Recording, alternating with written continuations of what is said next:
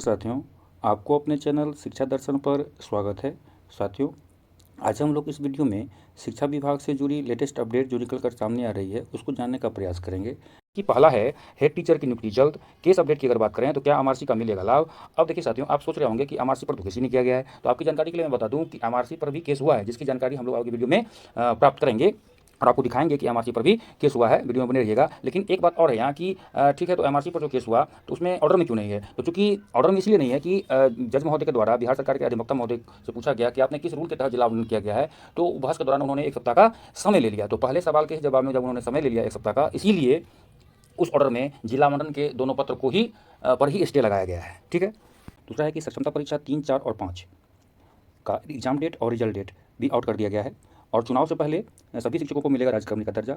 जी हाँ दोस्तों, चुनाव से पहले सरकार का ये मानना है कि सभी शिक्षकों को राज्यकर्मी का दर्जा दे दिया जाए। और इसके बाद जैसा कि आप लोग जानते होंगे कि एसीएस सर के द्वारा टीआरई 3 के रिगार्डिंग लेटेस्ट अपडेट जो निकल कर सामने आ रही है, उसके बारे में हम लोग चर्चा करेंगे। तो अगर चैनल पर नए आए हैं तो चैनल को सब्सक्राइब करें, लाइक करें और अन्य साथियों के साथ भी शेयर करें, जिससे कि उन्हें भी इसका लाभ प्राप्त हो सके। चलिए साथियों, वीडियो की शुरुआत करते हैं। जहाँ तक हेड टीचर की बात है, तो हेड टीचर की अगर बात करें तो हेड टीचर के जिला आवंटन में प्रक्रिया में लगे स्टे को हटाने के लिए महाधिवक्ता महोदय स्वयं पटना हाईकोर्ट में उपस्थित होंगे। जी हाँ दोस्तों, अभी जो मुझे पता चला है, जैसा कि मैंने अपने स्तर से पता किया, तो मुझे पता चला कि महाधिवक्ता महोदय स्वयं हाईकोर्ट में उपस्थित होंगे। 30 तारीख को जो अगली सुनवाई होने वाली है उसमें महाधिवक्ता महोदय स्वयं उपस्थित होंगे।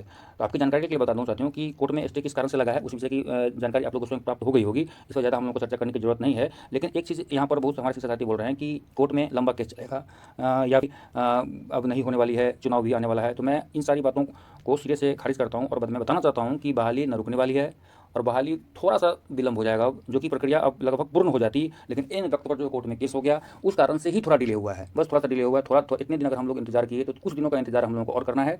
अच्छा, दो चीज़ हो सकता है इसमें कि या तो बिहार सरकार की जीत होगी या हमारे कुछ जो शिक्षक साथी पटना हाईकोर्ट में गए हैं उनकी जीत हो सकती है। अगर बिहार सरकार की जीत होती है तो जो प्रक्रिया अभी वर्तमान में चल रही थी उसी को आगे बढ़ाते हुए तुरंत जो है प्रधान शिक्षक की बहाली संबंधी सारी प्रक्रियाओं को पूर्ण कर ली जाएगी। लेकिन अगर हमारे जो शिक्षक साथी पटना हाईकोर्ट में गए हैं जिला आवंटन से असंतुष्ट होकर के, उनकी अगर जीत होती है तो उसमें केस में क्या होगा, बहुत से बहुत हो सकता है। तो इस जिला आवंटन वाले पत्र को रद्द करके और रेंडमाइजेशन से पोस्टिंग हो सकती है, या फिर कोर्ट कोई नया रास्ता बताती है तो उस हिसाब से होगा। चाहती हूँ ऐसा इसलिए कर रहा हूँ कि चूँकि कोर्ट में जो ये मामला है इसमें 50% चांस याचिकाकर्ता के पक्ष में भी है और 50% चांस बिहार सरकार के पक्ष में भी है। और ऐसा इसलिए मैं कर रहा हूँ कि चूँकि देखिए आज एक खबर प्रकाशित हुई है दैनिक भास्कर अखबार के माध्यम से। उसको पहले हम लोग देख लेते हैं कि क्या है। ये डेट 27 तारीख को 4/2025 को प्रकाशित हुई है कि आरक्षित वर्ग के मेधावी अभ्यर्थियों को पसंद की पोस्टिंग ही दें। ये आप देख रहे हैं कि इसमें आरक्षित वर्ग के मेधावी अभ्यर्थियों को पसंद की पोस्टिंग ही दें, यानी कि एमआरसी की चर्चा यहाँ पर हो रही है, जो कि प्राथमिक शिक्षक भर्ती से ही संबंधित है। तो इस खबर को विस्तृत रूप से जानते हैं, देखते हैं कि क्या है इसमें। वैसे देख लीजिए, आप लोगों को मैं बताना चाहूँगा कि एमआरसी का जिक्र यहाँ पर इसलिए कर रहा हूँ कि चूँकि सभी लोग बोल रहे थे कि एमआरसी पर केस फाइल नहीं हुआ है एमआरसी के विषय पर, लेकिन चूँकि देखिए यहाँ पर कोर्ट का मैं जो याचिकाकर्ता ने जो मेंशन किया है उसमें एमआरसी का भी जिक्र है। ये आप देख सकते हैं, यहाँ देखिए, ये देखिए, है ना, मेरिटोरियस रिजर्व कैटेगरी कैंडिडेट्स। अभी देखिए पटना हाईकोर्ट का, ये पटना हाईकोर्ट में जो केस हुआ था अभी जो हाल फिलहाल में, देख लीजिए पटना हाईकोर्ट का है, यहाँ पर भी लिखा हुआ है पटना, यहाँ देख लीजिए हाईकोर्ट पटना ये लिखा हुआ है। तो इसमें भी मेरिटोरियस ग्रुप का चर्चा है, मेरिटोरियस रिजर्व कैटेगरी का, देखिए मेरिटोरियस रिजर्व कैटेगरी की भी चर्चा यहाँ, कैंडिडेट्स इसकी भी चर्चा यहाँ पर है ही। तो मध्य प्रदेश का जो ये न्यूज़ आया है उसके बारे में देख लेते हैं कि उसमें क्या है। मध्य प्रदेश सरकार को सुप्रीम कोर्ट से झटका, कोर्ट ने कहा आरक्षित वर्ग के मेधावी अभ्यर्थियों को पसंद की पोस्टिंग ही दें। अगर आगे इसमें देखें, इसमें क्या लिखा हुआ है, देखिए ये भी शिक्षक भर्ती से ही जुड़ा मामला है, इसलिए हम लोगों के लिए बहुत जरूरी रहता है देखना। इसमें देखिए क्या लिखा हुआ है, इसमें लिखा है कि प्राथमिक शिक्षक भर्ती मामले में सरकार को सुप्रीम कोर्ट से बड़ा झटका लगा है। शीर्ष अदालत ने हाई कोर्ट के उस आदेश को सही ठहराया है जिसमें आरक्षित वर्ग एससी, एसटी, ओबीसी, ईडब्ल्यूएस के प्रतिभावान अभ्यर्थियों को उनकी पसंद के जिले में पोस्टिंग देने के निर्देश दिए गए थे। सुप्रीम कोर्ट ने सरकार की अपील खारिज करते हुए साफ कहा है कि हाई कोर्ट के आदेश का पालन किया जाए। क्योंकि देखिए साथियों, मध्य प्रदेश में कुछ शिक्षक साथी थे जो प्राथमिक शिक्षक भर्ती का जो मामला है उसमें हाईकोर्ट में वहाँ पर केस हुआ था, जिसमें कि सरकार को बोला गया था कि आप एमआरसी को ध्यान रख करके ही जिला आवंटन कर सकते हैं। लेकिन सरकार ने सुप्रीम कोर्ट का रुख किया और वहाँ से उनको केस को खारिज कर दिया गया है और याचिकाकर्ता के पक्ष में फैसला आया है। तो देखिए आगे क्या है इसमें। इससे पहले हाईकोर्ट ने 23 अक्टूबर 2024 को राज्य सरकार को आदेश दिया था कि आरक्षित वर्ग के, देखिए हाईकोर्ट ने आदेश दिया था, मध्य प्रदेश की यह बात है, यहाँ पर देखिए इससे पहले हाईकोर्ट ने 23 अक्टूबर 2024 को राज्य सरकार को आदेश दिया था कि आरक्षित वर्ग के उन अभ्यर्थियों को जो मेरिट के आधार पर, ध्यान दीजिएगा यहाँ देखिए क्या लिखा हुआ है, मेरिट के आधार पर, यानी कि एमआरसी की बात यहाँ पर हो रही है कि एमआरसी कैंडिडेट्स की बात हो रही है कि उनकी पहली चॉइस के अनुरूप स्कूलों में वरीयता के आधार पर पदस्थापन दी जाए।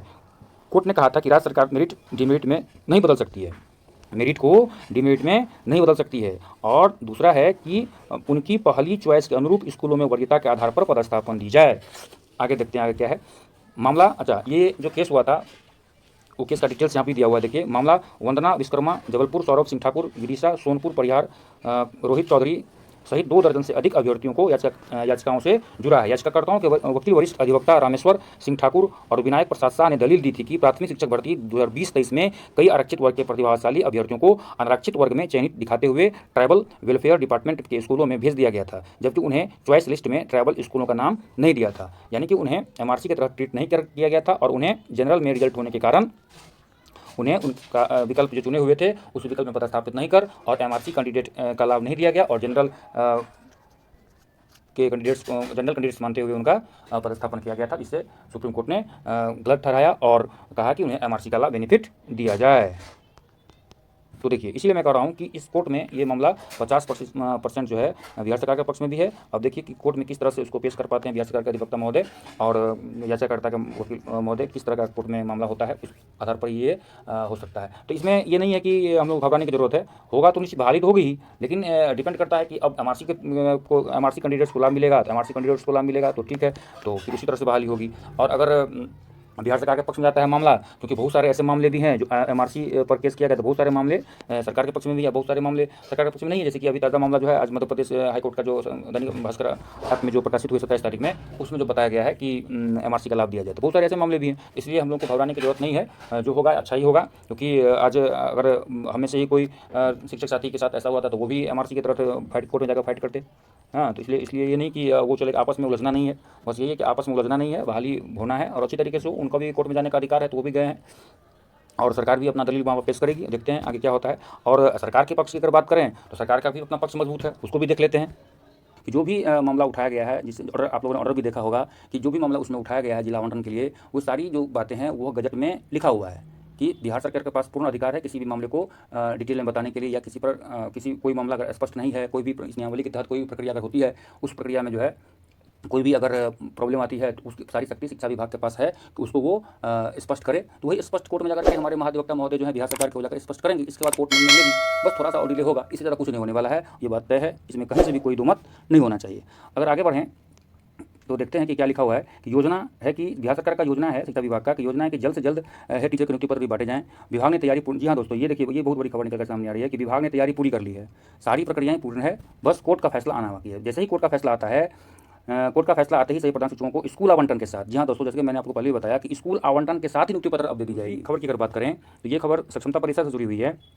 जैसा कि आप जानते हैं कि सक्षमता परीक्षा 1 और 2 पूर्ण हो चुकी है, जिसमें कि लगभग आपको सक्षमता 1 में 1,85,86,000 के आसपास शिक्षक उत्तीर्ण थे और इसके बाद सक्षमता 2 की अगर बात करें तो 85,000 के आसपास लगभग इतना शिक्षक साथी उत्तीर्ण हो चुके हैं और सक्षमता 3 में 75,000 के आसपास शिक्षकों ने अप्लाई किया है। तो इस हिसाब से देखें तो बहुत कम शिक्षक अब बच गए हैं। वैसे भी बिहार विद्यालय परीक्षा समिति ने प्रेस कॉन्फ्रेंस करके इसकी सारी शेड्यूल जारी कर दी गई है। जो भी सक्षमता परीक्षा बचा हुआ है इसकी सारी शेड्यूल, एग्जाम डेट कब होगा, एग्जाम रिजल्ट कब निकलेगा, वो सक्षमता 3 हो या 4 हो या 5 हो, सबका निकाल दिया गया है। जैसा कि हम लोग अब यहाँ पर देख रहे हैं, सक्षमता परीक्षा 3 का आयोजन 10 से 15 मई के बीच होगा, 10 से 15 मई के बीच, और सक्षमता 3 का परीक्षाफल 31 मई तक निकल जाएगा। सक्षमता 3 का जो परीक्षाफल का भी डेट निकाल दिया गया है। और वैसे आप लोग जानते होंगे कि बिहार विद्यालय परीक्षा समिति पिछले कुछ वर्षों से अपने समय को पर बहुत पाबंद है। जैसे कि आप लोग मैट्रिक का परीक्षा हो या इंटर का परीक्षा हो, सही समय पर एग्जाम लेकर के और रिजल्ट प्रकाशित कर देती है। तो इस खबर में पूर्ण सत्यता है कि आप लोग अपने जो सक्षमता 3 के अप्लाई किए हैं, जो भी शिक्षक साथी अपनी तैयारी में जुट जाएं और 10 से 15 मई के बीच में निश्चित रूप से एग्जाम होने वाली है और रिजल्ट भी 31 मई तक प्रकाशित कर दी जाएगी।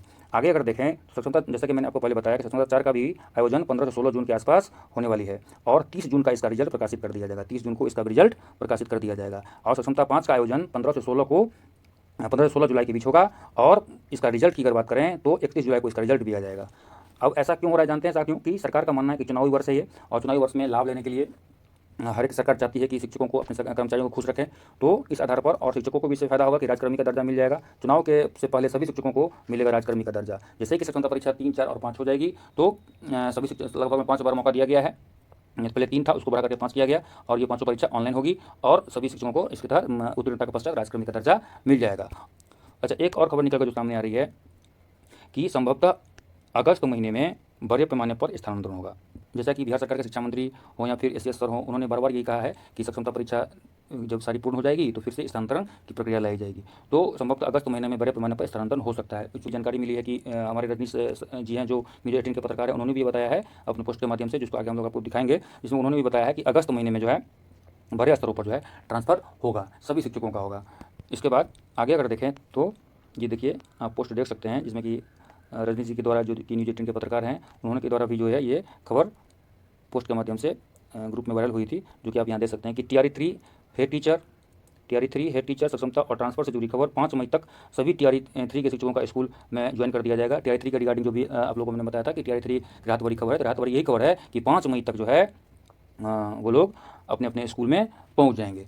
हाँ, जहाँ हेड टीचर की बात हो या फिर TRE 3 की बात हो, ये दोनों कैटेगरी के जो टीचर थे वो बहुत दिनों से परेशान थे। तो चलिए, TRE 3 के लिए तो खुशी का ये खबर है कि उन लोगों का ज्वाइनिंग 5 तारीख को जो है अपने स्कूल में हो रहेंगे, क्योंकि 25 अप्रैल को भी खबर चलाया गया था। यहाँ पर वो बता रहे हैं कि 25 अप्रैल को ज्वाइनिंग को लेकर खबर न्यूज़ में चलाई गई थी। और हेड टीचर के जिला आवंटन के स्टे को हटाने के लिए महाधिवक्ता उतरेंगे हाईकोर्ट में, ये सारी बातें हम लोग चर्चा हम लोग कर चुके हैं। लेकिन यहाँ पर देखिए, ये भी लिखा हुआ है कि सभी सक्षमता ट्रांसफ़र को लेकर के फिलहाल कोई अपडेट नहीं है।